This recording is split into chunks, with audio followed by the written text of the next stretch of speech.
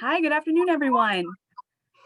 Thank you so much for joining us for today's fourth and final webinar in the Domestic Violence Month Awareness Month speaker series. My name is Lauren Gorlick. I work for Child and Family Services Haven House, and I'm happy to be joined today by author and speaker and survivor Linda Dynel. We're just going to wait a couple more moments. We had a great participation for this event, so we're just going to wait until more folks join us. So just give us a couple moments and we'll begin.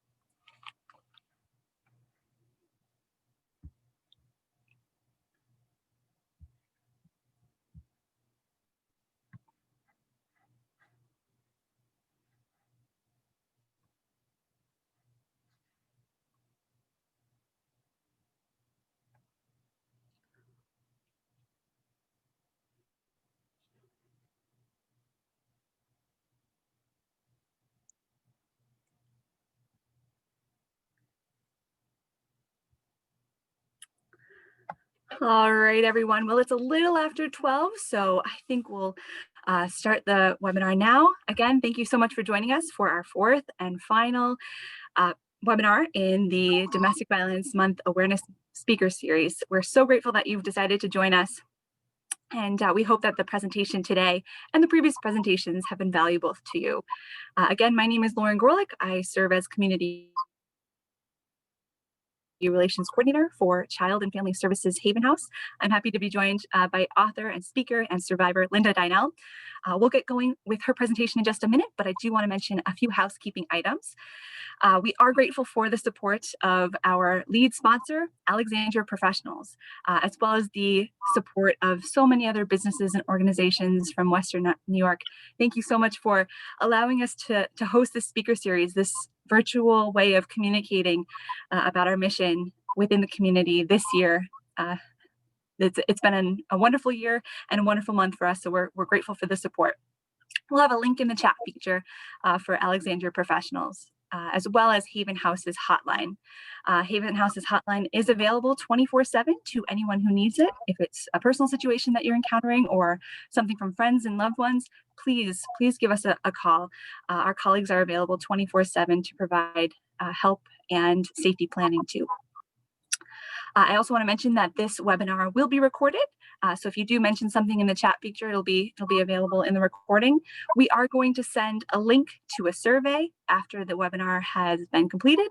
And in the survey, we'll also include a link to the other 3 previous recordings, so you can access those recordings and that information too. Well, it looks like it's a little after 12, so I'm going to begin and get the show on the road. I do want to introduce our panelist and speaker today, author and speaker Linda Dynel. Linda Dynel is the author of the memoir Leaving Dorian. Since its publication in 2014, Leaving Dorian has been widely read by the Domestic Violence Help Center coordinators and directors, as well as by victim and survivor groups. It's also used as a textbook in graduate and undergraduate criminology, social work, sociology, psychology courses, as well as with the Niagara County Law Enforcement Academy. Linda spends much of her time presenting workshops and lectures on domestic violence to agencies and groups in the community, such as the University at Buffalo School of Law, the University at Buffalo Family Violence Women's Rights Clinic, and the New York State Unified Court System. She's also a regular guest speaker for the Erie County Domestic Violence High Risk Team. Linda is also the honored recipient of the Zonta Club of Niagara Falls 2016 Woman of Distinction Award and the YWCA of Niagara 2016 Entrepreneur Award. So I'm so happy to be joined by you today, Linda. Thank you so much. I know you've been waiting for this moment. So have we. You have such an incredible story to share, as well as vital resources to provide community members. So I'm going to hand it off to you. We're excited to have you today. Thank you so much, Linda. Thank you. It is so nice to be here. I love presenting to local audiences. I'm from Western New York. I still live here in Western New York, and Leaving Dorian happened here. So it's always wonderful to work with Western New York audiences. While you're listening, please make sure that if you have a question, you do enter it in the chat box. I am going to go over a lot of information. And like I always tell my students, you think you're going to remember your questions at the end, but as I'm speaking, you're going to think of other questions. So please make sure that as you think of them, you put them in the chat box for Lauren. That way she can gather them and we can have a really thorough, interesting discussion at the end. There's nothing that you could ask me that would embarrass me or make me uncomfortable. I have been doing this for many years now, and I have been asked every question under the sun. So no matter what it is, please feel free to ask. If you're thinking that question, chances are that someone else is thinking of it too. I met Dorian in the early 90s. I was 21 years old. We were together for almost 10 years. In retrospect, when I look back now, I realize that the entirety of the relationship from beginning to end was riddled with abuse of one form or another. I suspected that simply leaving was not going to solve the problem. I thought that he would never leave me alone. And that's exactly what happened. For many years after I left him, he stalked me and he harassed me. This is incredibly common, right? Abusers don't just go away. Because abuse is about power and control, just because the victim is done with the relationship doesn't mean that the abuser just throws up their hands and says, oh, you don't want to be with me anymore? Oh, that's fine. I'll just go over here and cry in a corner and you can just move on with your happy life. No. In fact, 75% of women who are murdered by their partners are not murdered during the relationship. They're killed either when they try and leave or once they've already left. So surviving intimate partner violence is not just surviving inside the relationship. It's also surviving the transition and everything that comes after that. One of the most important components of not only leaving, but also staying on and moving our lives forward is being believed. This is a huge problem for victims who are trying to transition to survivorhood, convincing other people that we actually are victims of abuse, because we are not always believed.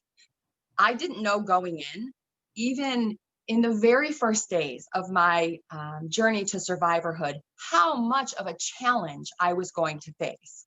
I was very fortunate that I met some wonderful people along the way who went above and beyond in helping me, helping to keep me safe and helping me to restart my life.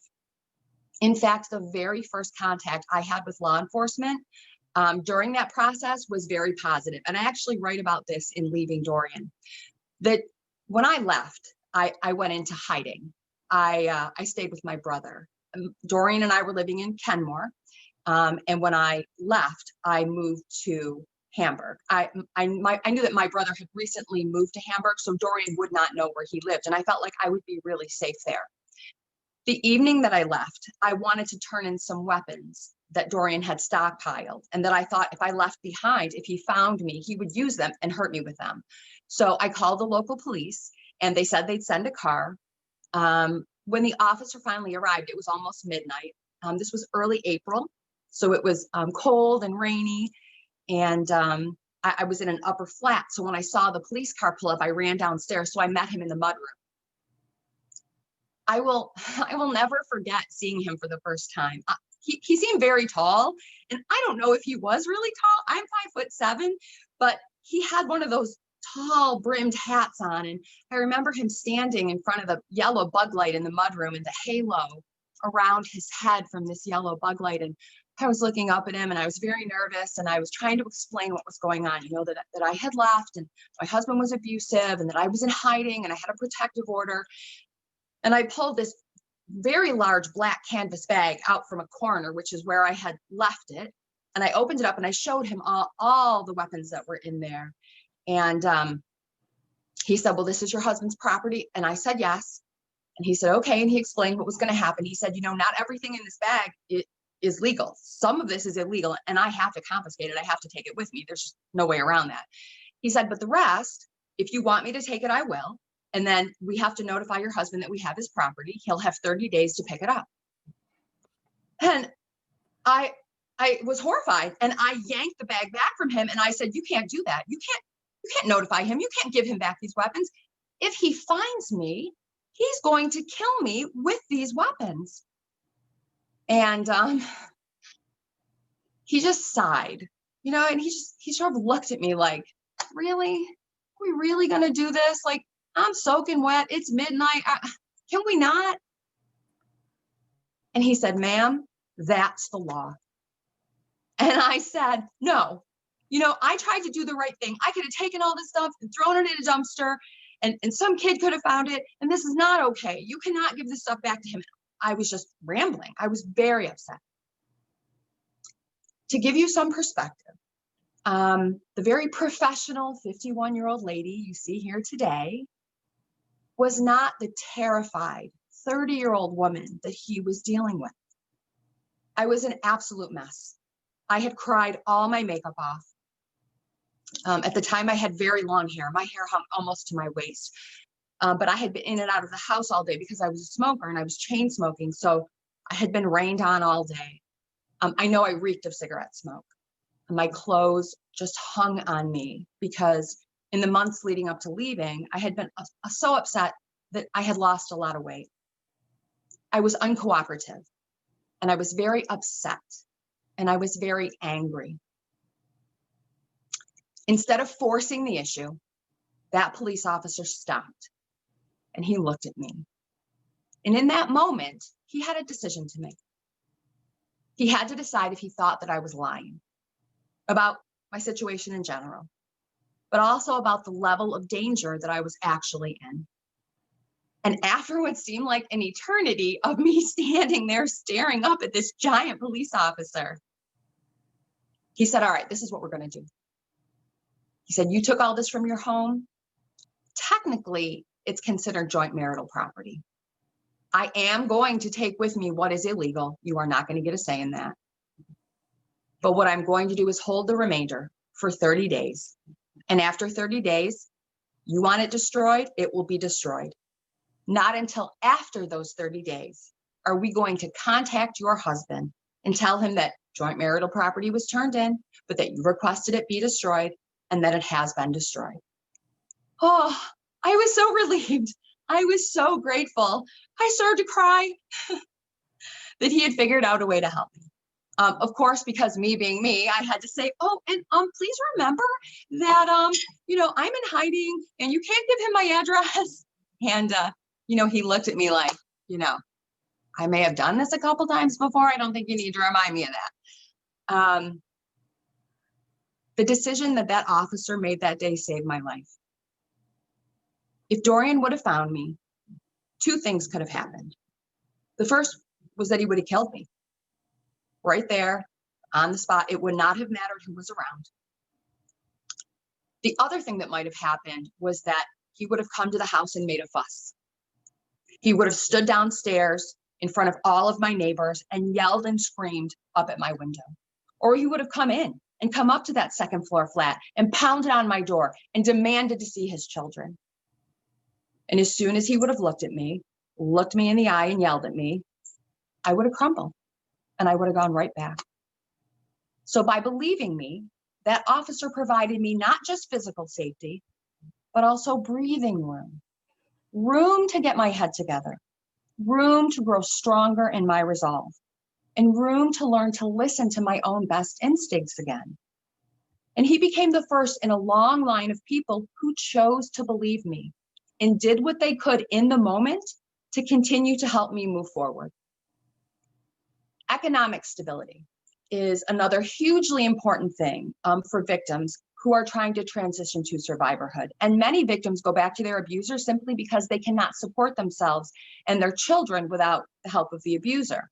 I was very lucky that I worked for a company who was willing to step up and help me figure things out. So this was 2000.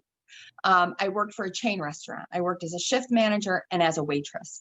And when I told my boss what had been going on at home, I took him out back, propped the door open with a box. Anybody who's ever worked in a restaurant knows that's how you do it. And I told him what was happening at home. And I was crying and he was crying. And of course, he was devastated and terribly upset. And I said, I'm going to need to be gone for a little while. I have to go live in hiding. I don't know how long it's going to take me. I hope my job will still be here when I get back. And he said, of course, your job's going to be here, but what are you going to do for money in the meantime? And I said, he said, you still have to support yourself. You still have to support the girls. At the time, my daughters were 3 and 4 years old. And I said, look, I don't know. I have not thought it through to that point yet. And he said, well, let me handle it. He called our district manager, who called the manager of the Hamburg unit, because I was running away from Kenmore to Hamburg. The restaurant was just outside the McKinley Mall. So what they decided to do was just transfer me. And this is not uncommon. Anytime an employee works for a chain, anything, oftentimes when an employee will move from a different town or a different state, that chain will use a transfer system. And it's just very easy. And so that's what they did.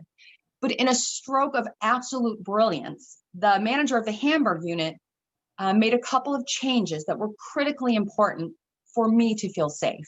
The first thing that he did was he changed my name. For the first, for all of the months that I worked there, I worked under an assumed name. I went to see him 2 nights after I left Dorian. The restaurant was closed. He didn't want to risk anybody seeing me. I remember pulling up, and it was all dark in the restaurant except for the perimeter lights where the booths were in the dining room. I walked up and he let me in. If you do restaurant work, you know that even if it's a no smoking facility, once that door is locked, somebody's smoking. And of course he had a cigarette hanging out of his mouth and he's like, come on in, we're going to go sit down and have a talk.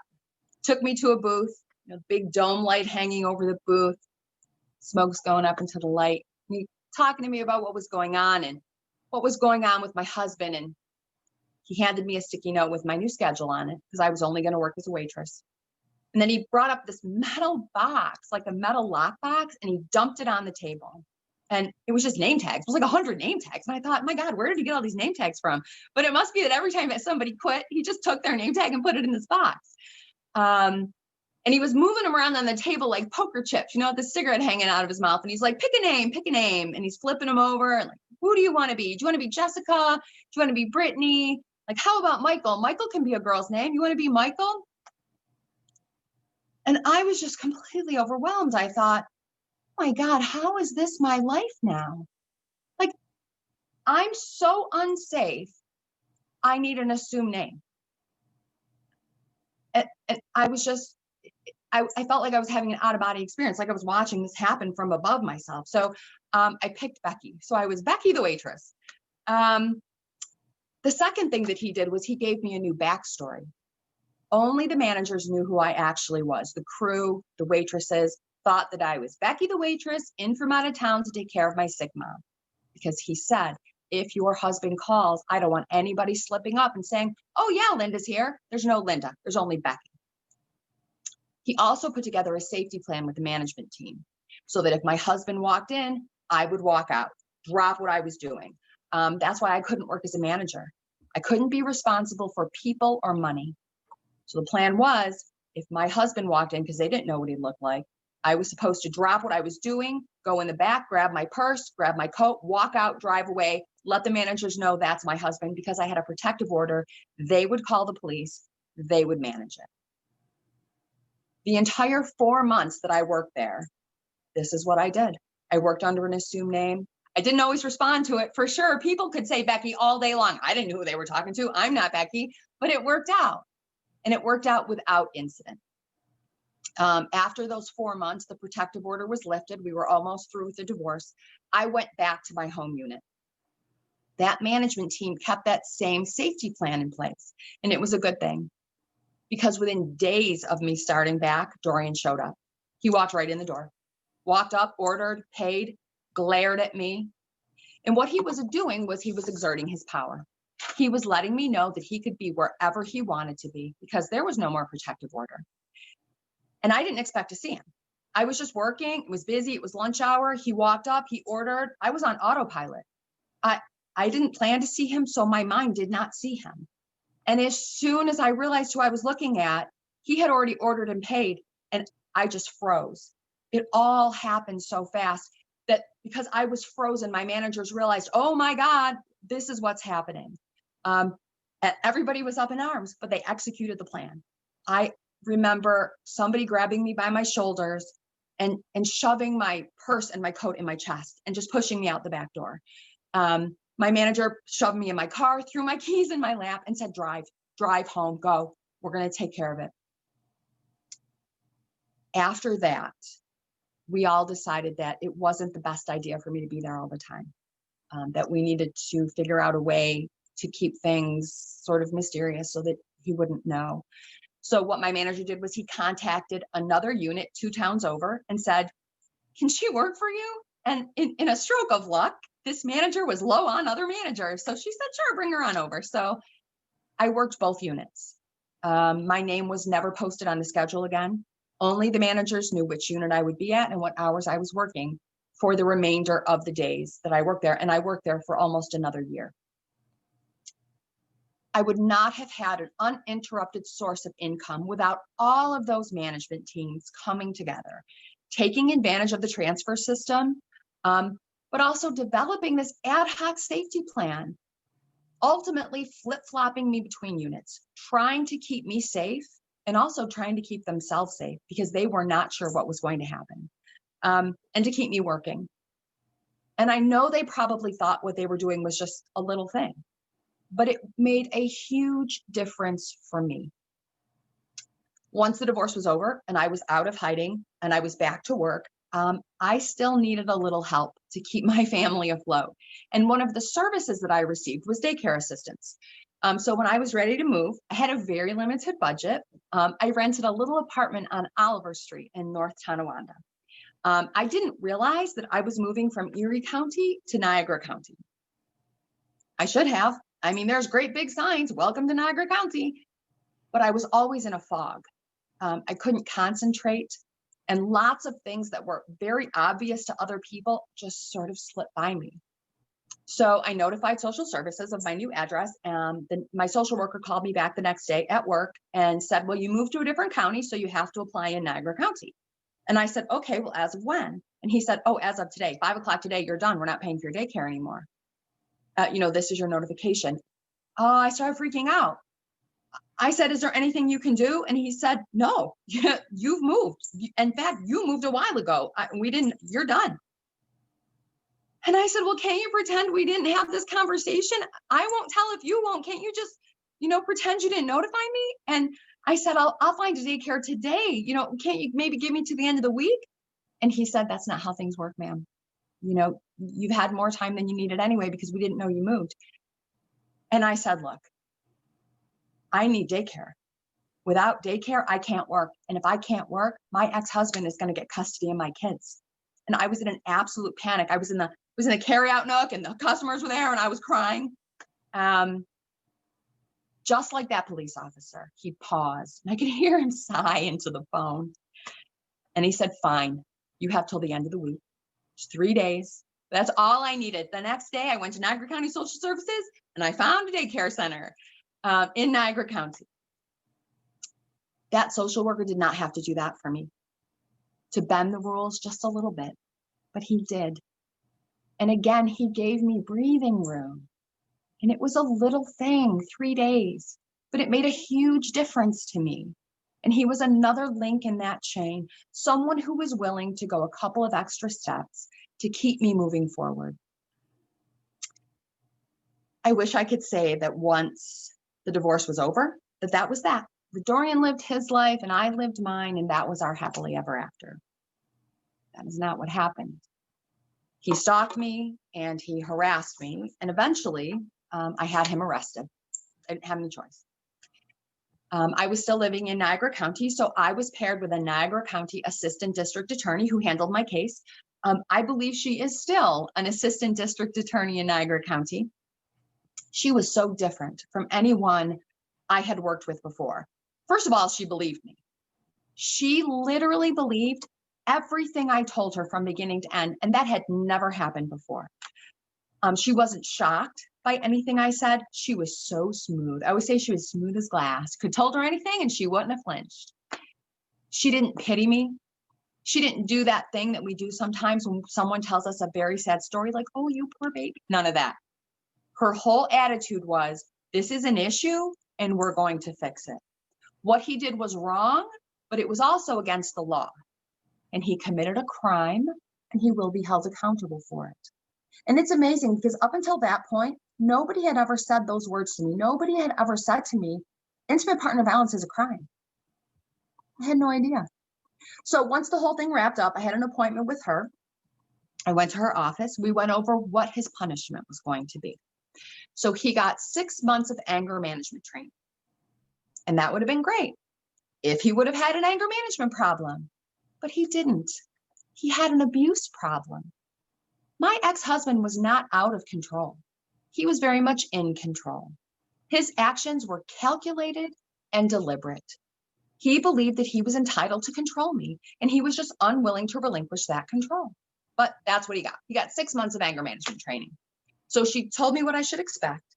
And when she was done, she sat back in her chair and she threw her hands in the air and she said, "You did it. Oh my God, you did it. Do you know how rare this is?" And I did not.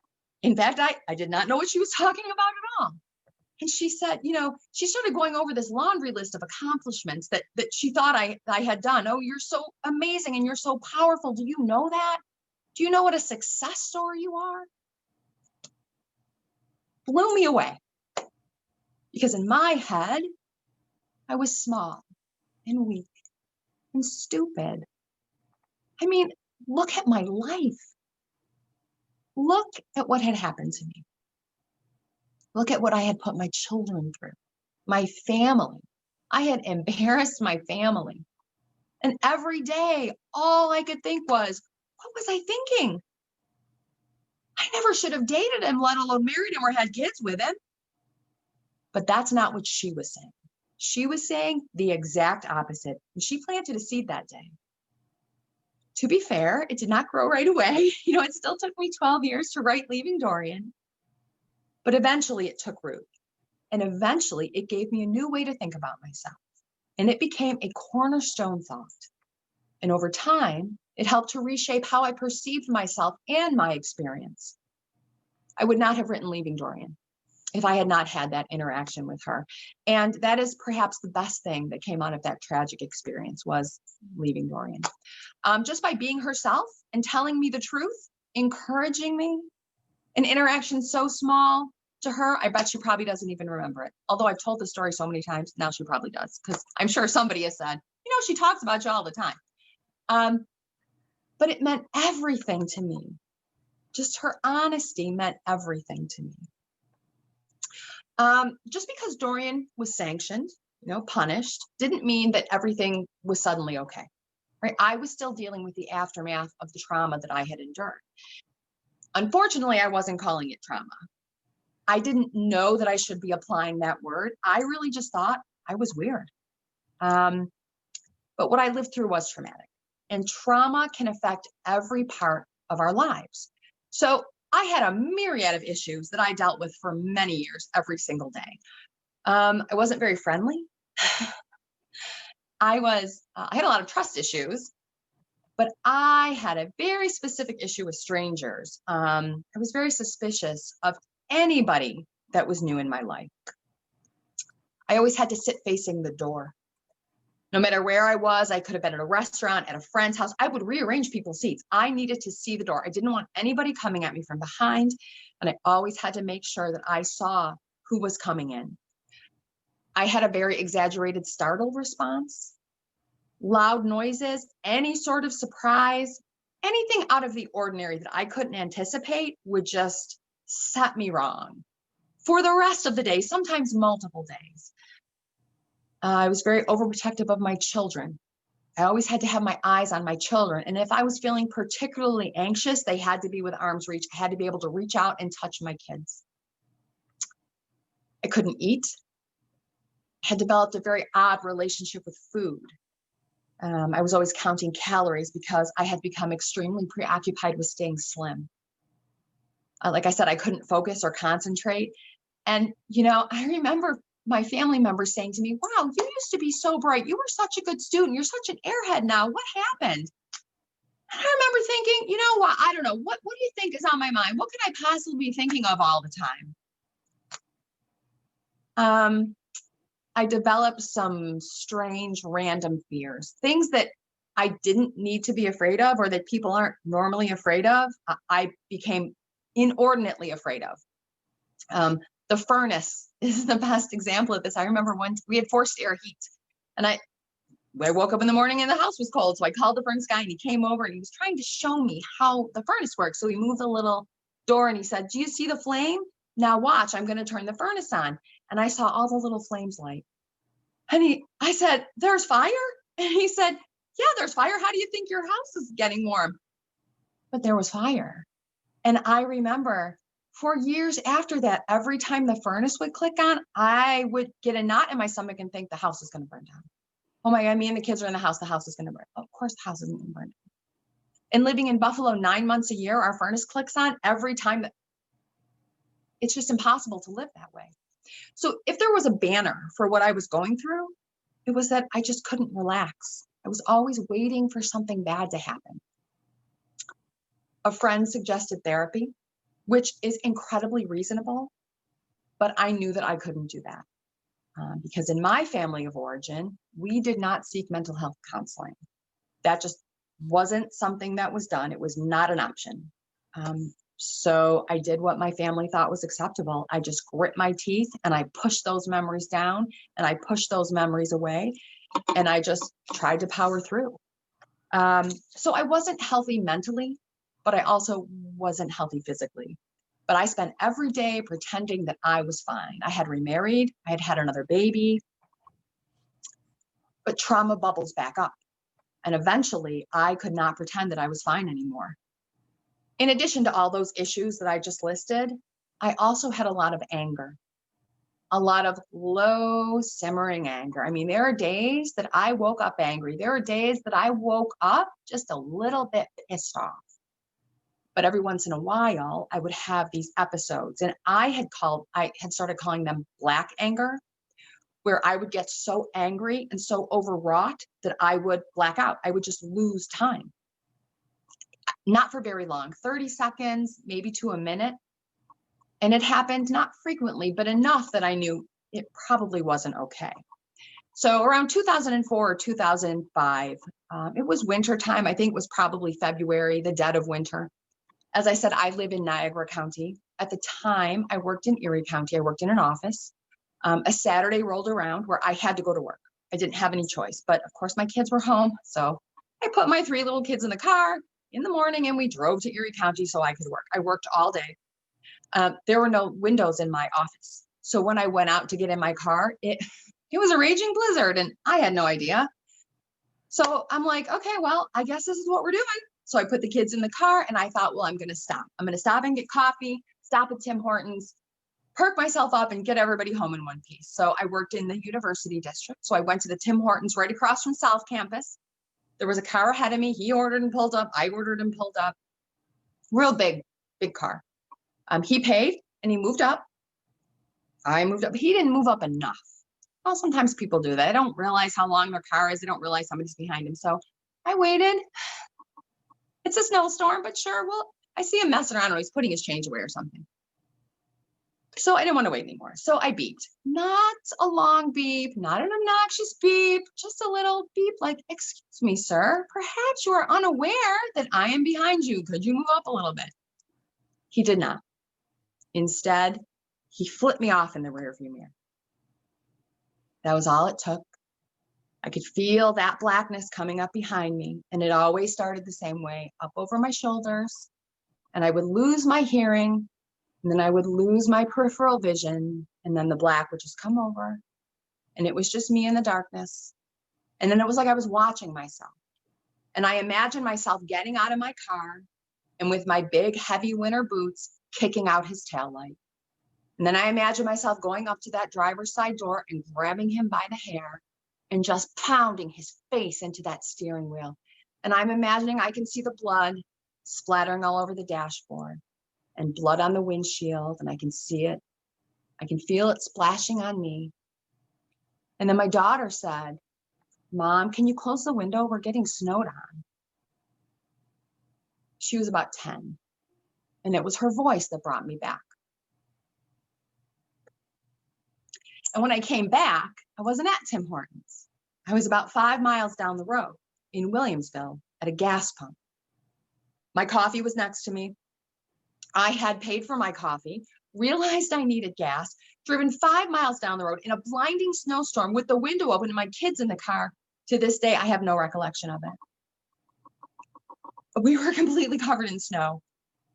And that was it. I knew I could not pretend anymore. I was not okay. The next day, I started looking into post-traumatic stress disorder. I had learned about that by watching daytime television, but it had been presented as something that happened to soldiers when they came back from combat. But I remember thinking while I was watching the show, that sounds a lot like what I'm going through. And so I learned and I researched, and I found that there were lots of different types of trauma. And that in reading about intimate partner violence, I learned that things like disassociation, right? That's what that black anger was. I was just so overwrought that I was disassociating, right? I wasn't crazy. I was disassociating. I suffered needlessly for a very long time. If I hadn't ever seen that piece on post-traumatic stress disorder, I wouldn't have started to put things together.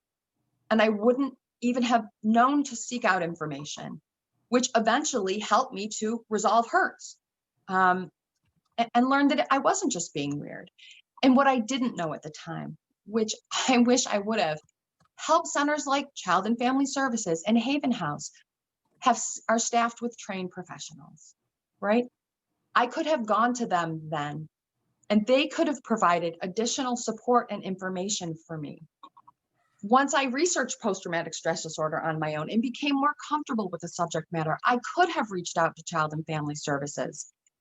Just because I no longer thought of myself as a victim didn't mean that they weren't there for me. Just because my relationship with Dorian was over didn't mean they weren't still there as a resource to help me. So everyone in the community is links in a chain. Law enforcement, social workers, representatives of the court, help centers, also private citizens, family, friends, coworkers, neighbors of the victim. Everyone coming together, doing what they can in the moment to help a victim walk the road to survivorhood. I would be remiss if I didn't also include in that group loved ones of the abuser. If someone tells you that your loved one is abusing them, and not just physically, emotionally, psychologically, exhibiting controlling behavior, please believe them. I know that that's extremely difficult. Nobody ever wants to believe that someone that they love, someone that they think they know inside and out, would act in a way that would be considered abusive. But please understand that you actually have no idea what is going on in that relationship. The only two people who actually know what is going on in that relationship are the people that are in it. If the partner of your loved one comes to you and does the hardest thing that they have ever had to do and confides in you that your loved one is abusing them, please choose to believe them. Because it takes everyone. It takes an entire community to stop intimate partner violence. And we all have to stand against abuse in every form. We all need to let abusers know that we are not going to stand for it. We are not going to make excuses for them. We are not going to look the other way. We are going to hold them accountable, and we are going to love and support the victim. If you can do that, no matter who you are or what your station in life is, you will have taken one giant step to eradicating the scourge of intimate partner violence. And part of that step is being here today, just logging on and listening to the presentation. Any of you who have logged on and listened to all of these presentations, all of you working toward eradicating domestic violence, intimate partner violence in all forms. So thank you for being here and listening to me. Do we have questions, Lauren? I hope we do. We do, yes. And, firstly, thank you. Thank you for sharing. And thank you for highlighting, just as you said at the end, the important need to trust and to listen to those who are experiencing abuse. It's not easy. It's not easy to be trusted in this violent relationship. A question that came up is so critical. The individual is curious. Could you talk a little bit more about the process of obtaining an order of protection, and what that might entail for someone? What does that process look like? Well, my order of protection was gained for me through my attorney, but I know that victims can go to Family Justice Center and they can get orders of protection remotely, so they don't ever have to go to court or go directly to and make a separate lawyer's appointment. They can go to Family Justice Center and they can have everything taken care right there. And I don't want this to sound negative, but protective orders are a piece of paper. And in order for protective orders to work, the abuser has to agree to stay away from the victim. And so what that police officer told me that night that I gave back the weapons, he said, I need you to understand that you can call us and we will come every single time. The protective order is important, but you ultimately are responsible for protecting yourself. And it's a very difficult thing to hear, because we want to believe that I have a protective order, I'm going to be okay. A protective order is not going to stop a bullet. A protective order is not going to stop someone who is bound and determined to get to you. So please understand that, yes, protective orders are critical. They're important. You need them. But there are lots of different ways you are going to have to try and keep yourself safe. And I know that sounds negative and it sounds scary, but I think we have to be really honest with victims and help them to understand that lots and lots of people have been killed, even though they have a protective order. But you absolutely should obtain one. And there are lots of different ways to get them through an attorney. You can go to the courthouse and get one. You can go to Family Justice Center and get one remotely. But ultimately, it is a piece of paper, and the abuser has to agree to cooperate. Absolutely. That's a great point, Linda. We'll still wait a couple moments as folks provide us with a couple questions, but a couple of questions did come up as people were initially registering. So I do want to make those questions known to you. Do you have any tips or any words of wisdom that someone could use when they think a loved one is experiencing domestic violence?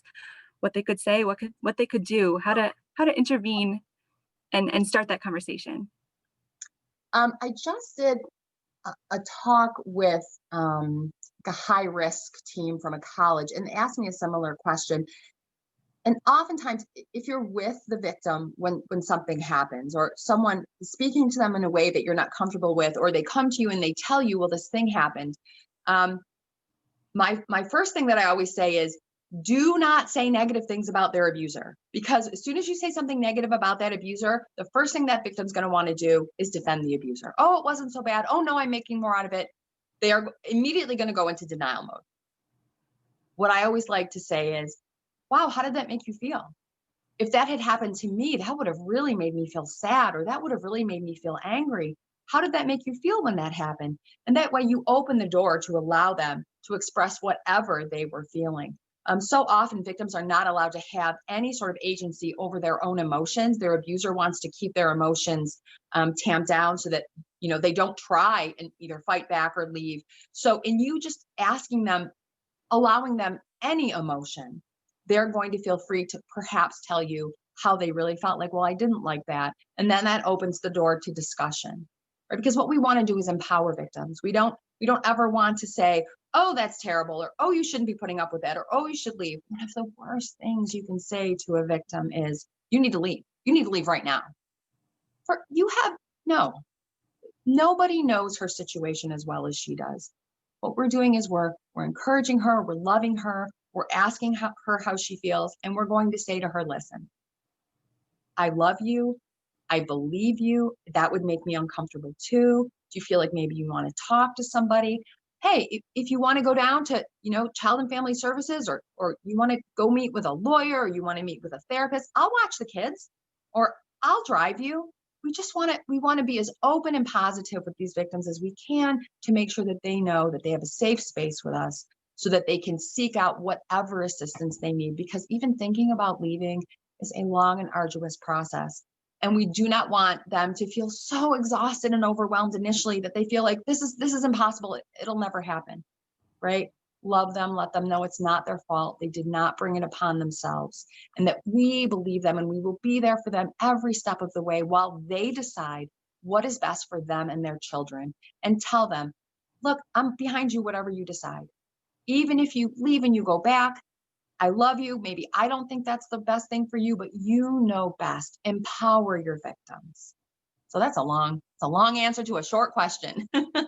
But that's a great answer. That's exactly what it is. It's providing options and empowering our survivors. And you brought up a great point earlier in regards to orders of protection, safety planning. That's one aspect of our program at Haven House. For anyone who calls, if a survivor is calling just for some help, we'll always make sure that we go over safety planning with them, talking about what is a safe location for them, what's a safe place in their house if things get out of hand, where can you go, who can you talk to, what can you do, and that's so critical. And I'm glad that you brought that up. Another question that came up was in regards to your story. Was there a time or a turning point where you knew it was time to take that step to leave? Could you talk about that? I do write in the book that there was just a literal single moment where it just occurred to me that I couldn't do it anymore. I can't live like this anymore. And I don't want to live like this anymore. But there were so many small steps, so many things just in living my life with Dorian that I thought, I can't go more than 5 miles outside the house. How are my daughters ever going to have a life? I couldn't cut my hair. I couldn't wear the clothes that I like. There were tiny little, my life was being chipped away bit by bit. So when I finally did have that revelation, that moment where I was like, I can't do this anymore, I was 100% prepared to leave and not go back. I didn't know how I was going to leave. There were a lot of different things I looked into and checked out before I left. But I think we think that victim is going to have a light bulb moment. And yes, I did. But the tiny little light bulb moments before those, the 100 little tiny light bulb moments that I had before where I just said, I can't do this anymore, were just as critically important as when I decided I got to go. Yep, exactly. Linda, another question that came to us was, do you have any tips or advice for how someone could approach their management? You mentioned your story of talking to the managers that you had been working under and just the incredible flexibility that they offered you. Anything that you could share to make that conversation easier for a survivor when this is such a critical moment in their journey? Right. I did it really off the cuff because, we were in between shifts and I just, like I said, I popped the back door open, took him out back and I said, I need to talk to you. And we, just stood outside. I would always, if you have an HR department, I think HR is always the best way to go first. Express that you need to have a private meeting with your HR rep and just be very honest. It's very difficult. I had not told a lot of people when I took my manager out back and spoke to him. It was difficult to say the words.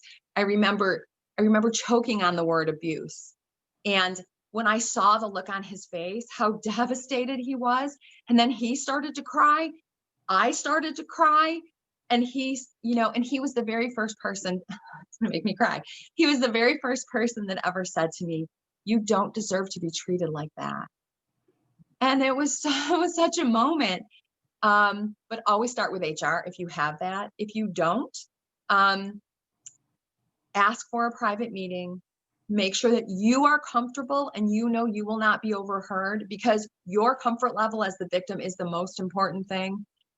Choose a time, even if you have to go in on a day off, and make a little time and express what's going on. But just remember that you're the one that's experiencing trauma, and that while it will be upsetting for your manager to hear these things and for your HR rep to hear these things, that you should be treated kindly and with dignity.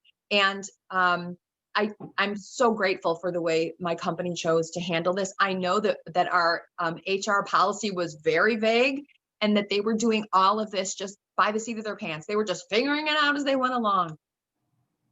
But they did a beautiful job for me, and I will be eternally grateful for that company. That company is actually no longer in business, but I will always be grateful for what those people in that management team did for me.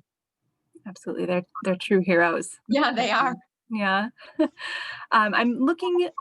I don't see any more questions. So if folks do have a couple more questions, feel free to type them in the box. We'd be happy to discuss and answer them. While we're waiting, Linda, I thought I would be remiss not to ask, do you have any words that you want to share to survivors? Maybe there's survivors listening, or maybe a survivor will watch the YouTube clip afterwards. Anything that you want to tell them as they are on the journey on the journey with you. Right. If I can do it, you can do it. Right. Like I said, this very professional 51-year-old lady you see sitting here right now, I was just a terrified 30-year-old, very immature girl. There is a life outside abuse. You don't need to be treated like that. You need to be treated with dignity and love and respect. And there is a whole world waiting for you, but you need to take those steps. I know it's hard. I know it's scary. And you look at your kids and you think, I don't know how I'm going to do this. Because your abuser has made you think that you are small and weak and stupid, and that you're a bad mom, and that you're a bad person, and that you cannot live without them. But you can, because I'm here. And if I'm here, you can be here. There's nothing special about me in that way. I'm just a girl. I'm just a lady like any other lady, right?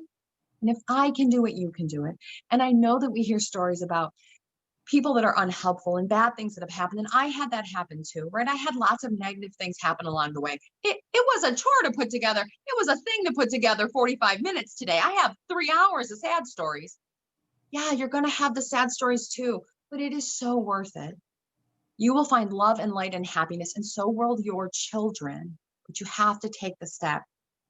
So take a breath and take that step. And even if you take 2 steps back, you can always start again. Every single help center is going to be there if you fall back for you to start again. So believe in yourself. Believe that you can do it. I did it. Lots of other women have done it. You can do it too. Absolutely. Absolutely. And it takes a community, the title Yes, of our it webinar. was. It takes a community. And I should also mention that Haven House is also available to help with orders of protection. I did put our link to Haven House in the chat function, so we're always available. You can give us a call, and we're happy to help with that. One final question, Linda. Someone was curious. Can you share what happened to Dorian? Dorian, as I said, abusers don't go away. I am 51. Dorian is 57. Still lives here in Western New York, lives in Erie County.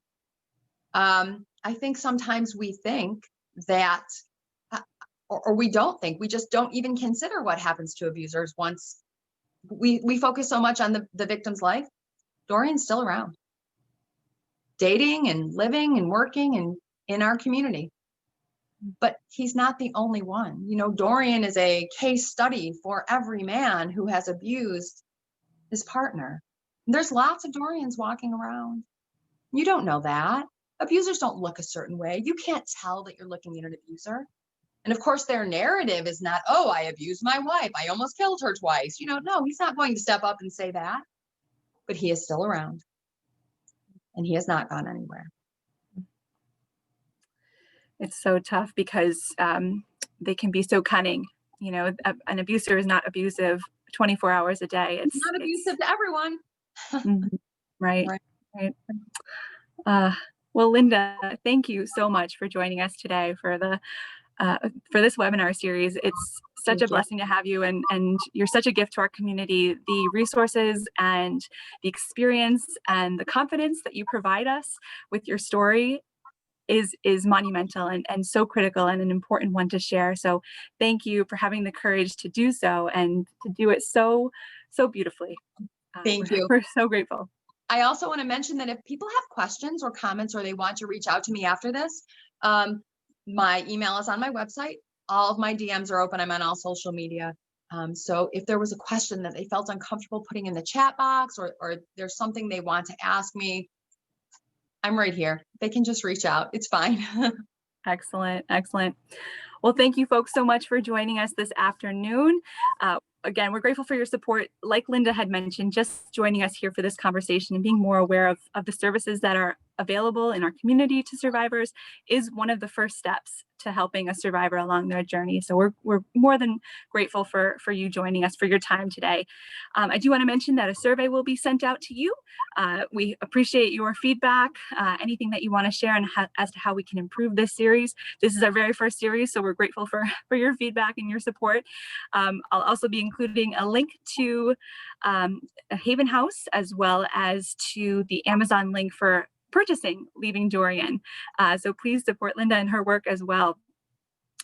Again, all thank you so much.